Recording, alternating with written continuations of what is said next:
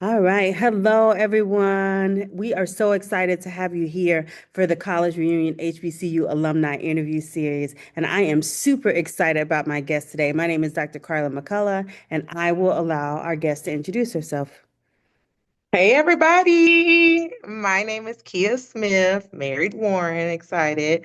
But I am super excited to be talking to you guys today. I represent the Southern University Agricultural and Mechanical College Yes. in Baton Rouge, Louisiana, the only HBCU system that we have because we have five campuses in the system. We have our law school, we have our ag school, we have our Shreveport campus, and our New Orleans campus, along with Baton Rouge. So excited to share about being a Jaguar with you guys today. Yay. Well, we are excited to hop right in. So, why don't you start out? Tell us a bit about your background. So, what's your hometown? What was your high school experience like? And how did you land at Southern? So my hometown is Zachary, Louisiana. Go Broncos. I am definitely a Zachary Bronco, Zachary Elementary. I went to Struma Middle in Baton Rouge just because they had the gifted program back then, and she was gifted, of course. And then I went to Zachary High. Loved my high school experience. I felt like I had all the friends. I was on homecoming court. I was a sophomore maid. I was a class officer. I was in 4-H. I was in all the clubs.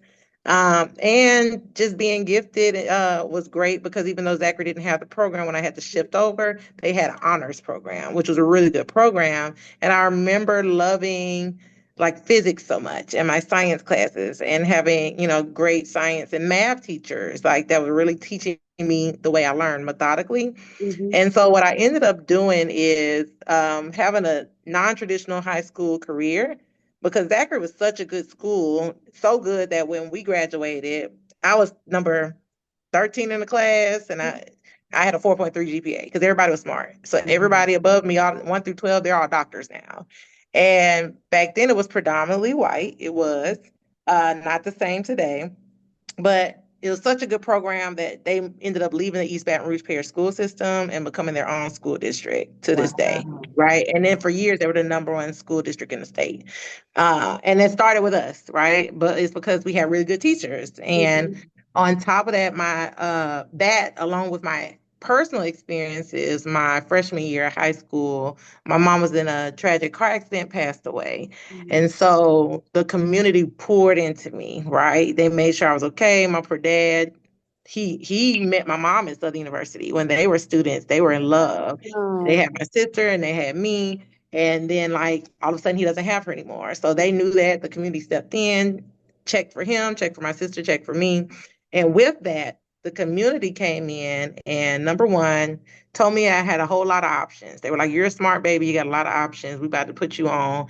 Right. And I was already going to summer programs at Southern University. So it just made me aware of some of the opportunities there. mhm. But also they let me know, hey, you can graduate early. You have enough credits. Because I came in from being gifted that I was in the ninth grade, but I was taking 10th grade classes. So Mhm. they were like, you literally only have one class that stops you from graduating a year early. So I ended up taking that in the summer and Wow. graduating as a junior from high school and I was gonna go to LA Tech because Mhm. I knew I wanted to do STEM because I was enjoying my STEM classes. Yeah. But again, the community, my guidance counselor was an AK, didn't know I was gonna be an AK one day. Wow. And she called me in and said, "Baby, my soror is over to Honors College. You got a full ride at Southern. I don't know why you playing." Then Wow. the neighbor called and said, "Hey, you love STEM. Timbuktu Academy gets full rides for coming to Southern in STEM."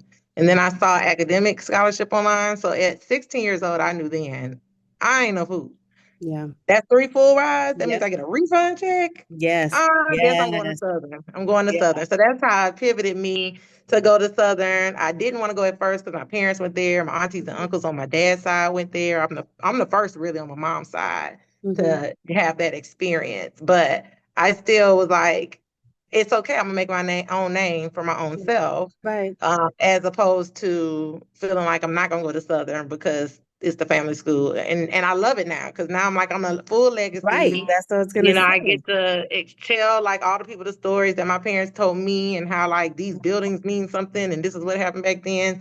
So that's how I ended up getting to Southern and I went and applied to the Honors College since I got that Hmm. Honors College scholarship. And so being an honors college kid, I got to stay in the honors dorm. I got to meet friends that's just like me, Wow. right? That were excelling. We're still friends to this day. We have our little group thread. We support each other, that we support kids that Mm. we've had. And it was just a wonderful experience transition from Zachary, a place that, like I said, all white, to end up getting into that beautiful black college on Yeah. the bluff, right? Yeah. And meeting all these, not even just black excellence, but you also had just the black homies because back then Southern had open enrollment, anybody could go. Mhm. And literally the year I got there was the last year they did that. The year Mhm. after they put like GPA requirements. So Oh, it shifted, but it definitely like allowed me to get the both best of both worlds. Because now I got all types of friends from freshman year, and then of course all the folks that we grew together and became professionals because we all like were rock stars and poured into by the staff and the faculty at Southern. And like now we're in these positions like to make sure the kids are having the same experience now. wow. That is amazing. That's like such an amazing journey. So now I'm curious about, you said you really enjoy STEM, and I know what you do now. But talk to me about your major, how you chose it, and what some of those experiences were like in the classroom. So I went to Southern saying, "Oh, I'm gonna do chemical engineering." Because when I sat down and thought about it, I initially was like, "Oh, I want to do psychology because people fascinate me." And then my daddy said, "That don't make you no money. You got to go to school many years." And I said, all right, Deacon." I call him Deacon because he's the deacon of the church. I said, "All right, Deacon. I'm gonna switch it up. I like STEM, so I'm gonna do STEM." And they didn't told me about these STEM programs. So Mhm. I picked chemical engineering because I was like, which one do I like most? Mm. And I like the chemistry aspect of it, but I like the engineering part of being able to build and being able to problem solve, right? I immediately started thinking about, how I could get into makeup or how I can get Mm. into like food science and all those Right. things. But then I got there and got into the Timbuktu program with Dr. Bagayoko, and he didn't play those games. He was very much so like, y'all better act right. Like Mhm. everything you do needs to be documented.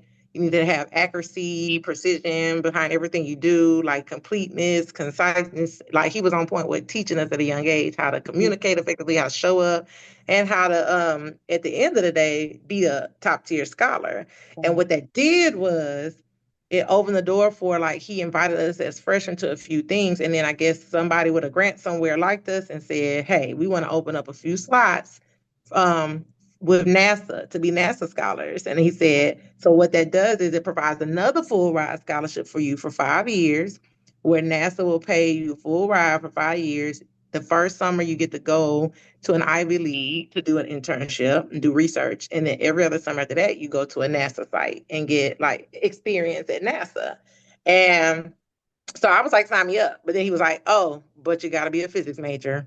I was like, "Oh." Oh, So I ended up switching my major to physics that early freshman year after that happened because I was like, I'm gonna go where the money reside, right? right. Yeah. And it's all the same to me. STEM is STEM. Most jobs, like if it's a STEM job, most of them just say as long as it's in STEM, you can apply. And physics, most people feel like if you can major in physics, you can do anything. And I Mm-hmm. ended up picking up a math minor because, you're already taking the math classes anyway. You're like one class away from having that minor. And so I ended up doing the Bachelor of Science in Physics with a minor in math. And I stayed the 5 years, even though I finished those classes in four. What I did was my fifth year, all the classes I couldn't take all these years because I was doing Uh-huh. gifted and honors in STEM. I Yeah. took those classes. So my fifth Yes. year, I was taking all the theater classes, Yes.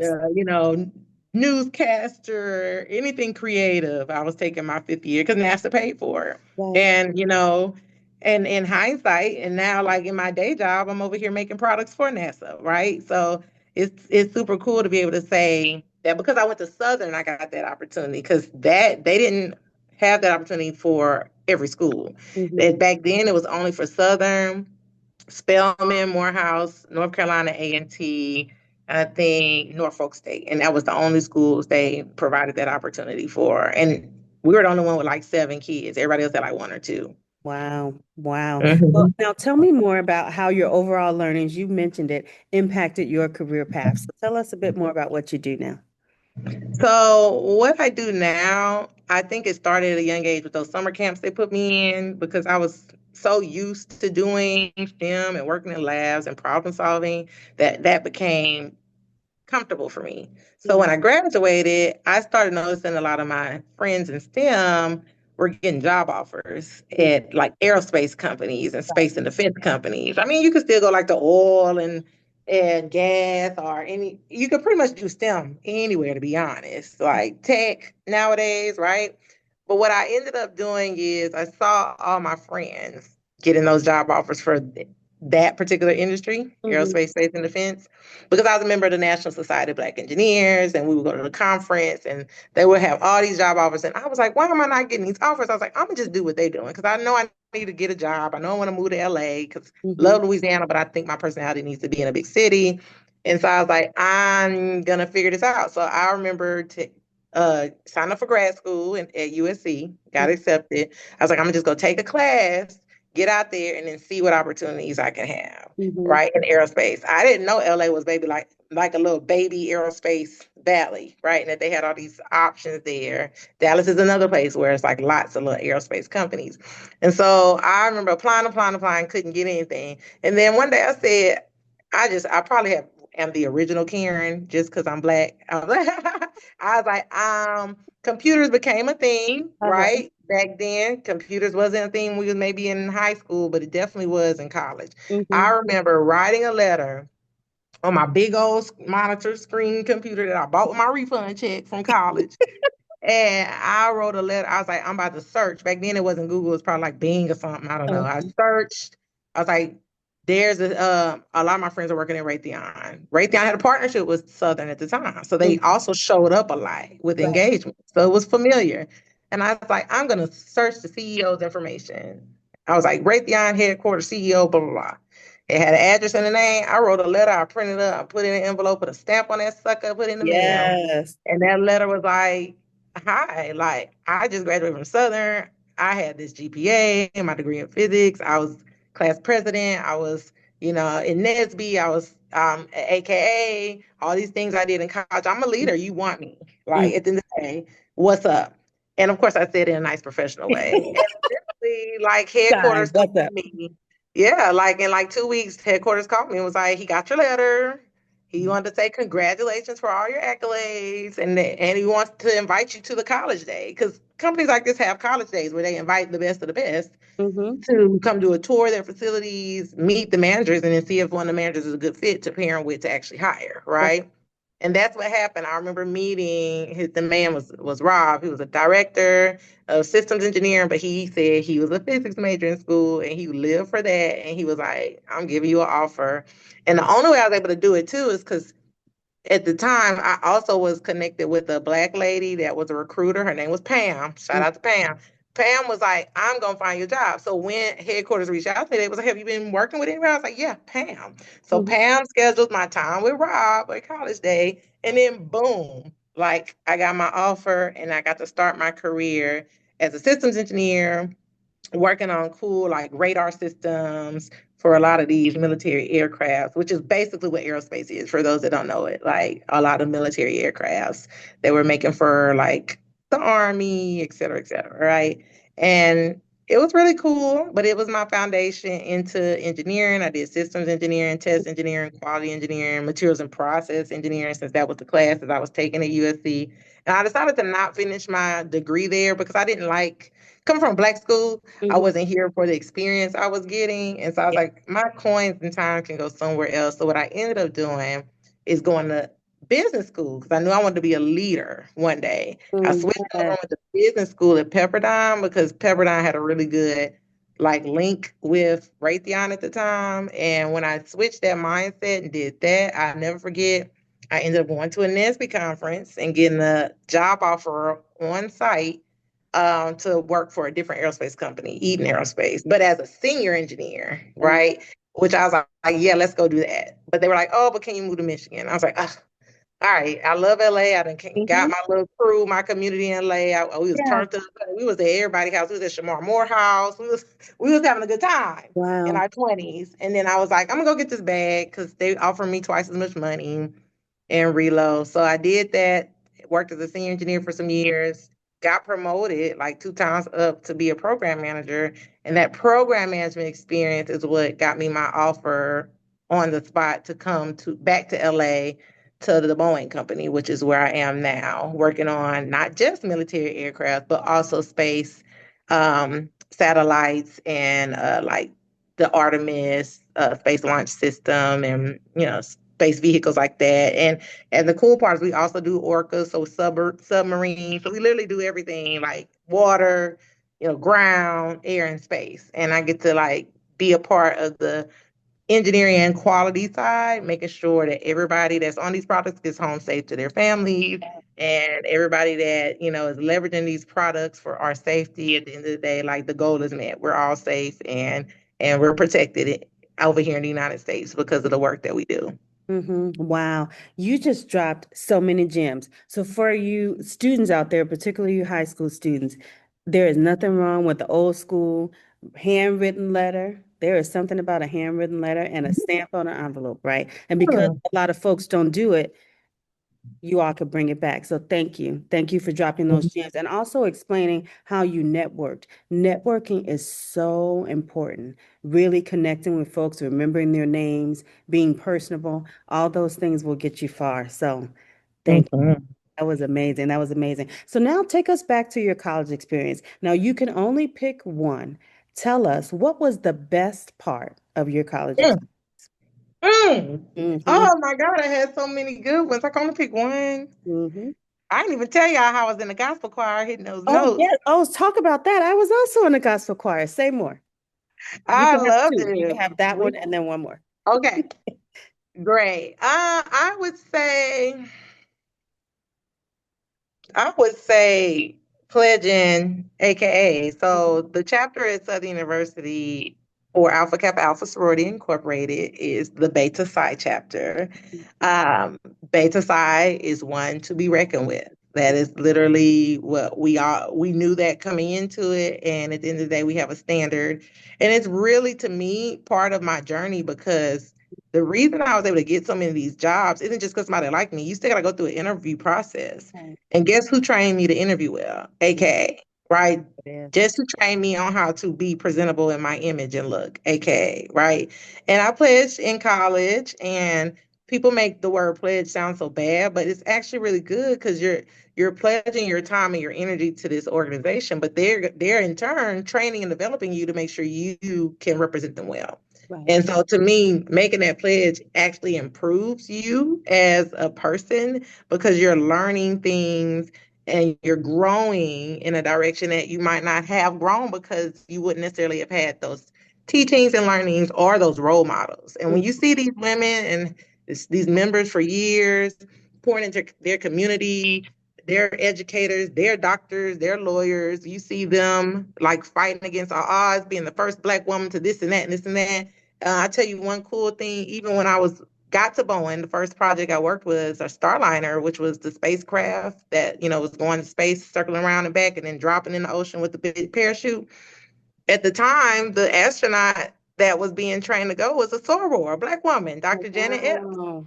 And I was the Boeing Wow. Black Employer Association president for my site. So I asked her to come and speak to my people, and she did. So it was so wonderful being able to host her, uh, my soror, that's an astronaut, right? Like these Hey. are the women of why I joined, and it's full circle being able to do some of this community impact with them, and so that's why, to me, I think that's probably my biggest most favorite memory because while it was days that I was like, oh, my hair isn't this or my outfit isn't that, it taught me the things I needed to know. Mhm. Even if you don't have all the coins, the things to look for to just have high quality and feel good about yourself and be confident, Mhm. and how to speak in these professional situations and how to come prepared. All of that taught me what I needed to get the bag today at the end of the day.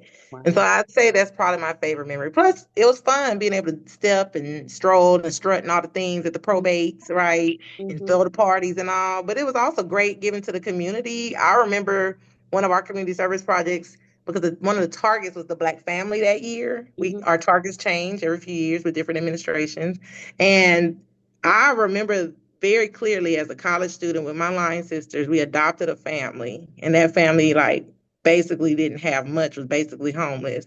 And Wow. I remember us bringing them like so many Christmas gifts for Christmas, like going by to see the baby girls in the family and washing their hair and doing their hair. Like, oh, like to be able to have that much impact on somebody at a young age, or that the mother that needed, like, the joy on her face of us caring and coming by like, that's the kind of stuff you have to do, I think, as a young leader and a young person that's trying to, like, really impact your society, because as you grow older, you've already got the bare That's it. basic down, That's it. and now you can teach the next group of young folks how to pour Yeah. back into the community, because now you're being that role model because you started early, and AKA Beta Psi did that for me, because Beta Psi role is a little different. But I'm here for it, right? And that's probably one of my best memories. But I will say, second one, gospel choir, we Mm-hmm. went on tour. We went on tour. We Yes, got on we that did bus too. and we went to Chicago. We went to,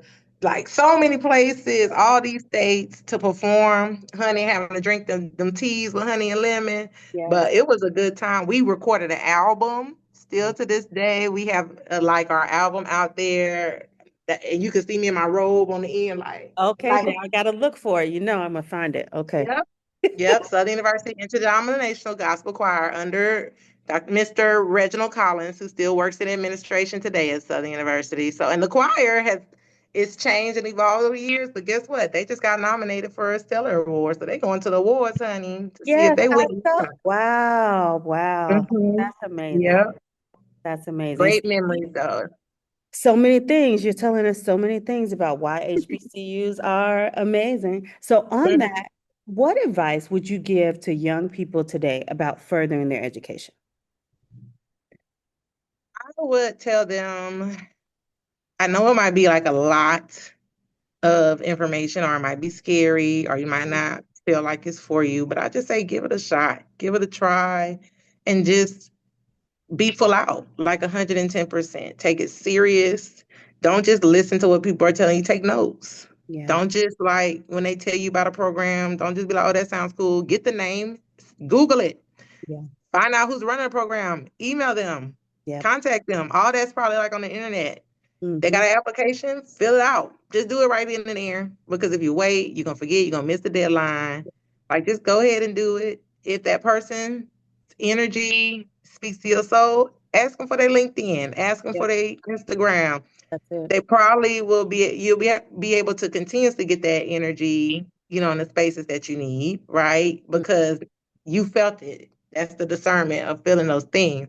But I think that will also be a part of your village that's going to cheer you on. So when you do possibly get scared or think you can't do it again, like, you got somebody pushing you to go forward. That's And it. just keep surrounding yourself with good people, good energy, and the resources. If you find that you're in a space where you don't see any resources available to get you to the next step of interest, move yourself into the right space. Mm-hmm. Because it's not Mm-hmm. just about even that you're gonna get the education, but what if you're like how I was and you wanted to do, like, leadership and Mm-hmm. student government or choir or theater or athletics, and you want to play ball, you want to dance, all of that is there and readily available for you. And a lot of these, like, programs have so much tradition behind it. Southern's new football coach is apparently an NFL legend. I say apparently because I am not very well versed in sports, but we want to give Really? a shout out to Coach Marshall Falk, because the people say he's the truth, and I can't wait to see Yes. what he's gonna bring to the university. I see he's hosting a camp tomorrow to see, like, hey, he was like, y'all think y'all got to bring it to me so I can see what your talents are for the Mhm. community. But the kids, it's up to you to get there. If you know That's you play ball, you better get to that camp by any means necessary tomorrow and show these people what you got. And that's my advice. Like, go forth, go fast, go full throttle, and bring your village with you and use your resources. wow. Gems, gems. That was gems. Thank you. So this is Mhm. our last question. So I know all the things you do here in LA, but tell the people, in what ways are you currently giving back to your HBCU? Sure. So a couple ways. At the Boeing company that I work at, we have a partnership with Southern University, which I'm so grateful for. And when I kind of joined the company and I learned about the partnership, the executive sponsor, shout out to Jefferson Reese, he went to school with me at Southern. He was a little older than me, but he still remember me. We were able to pick up our rapport, and he was so kind to invite me to take a seat on the council, allowing me the autonomy to continue to grow the current partnership.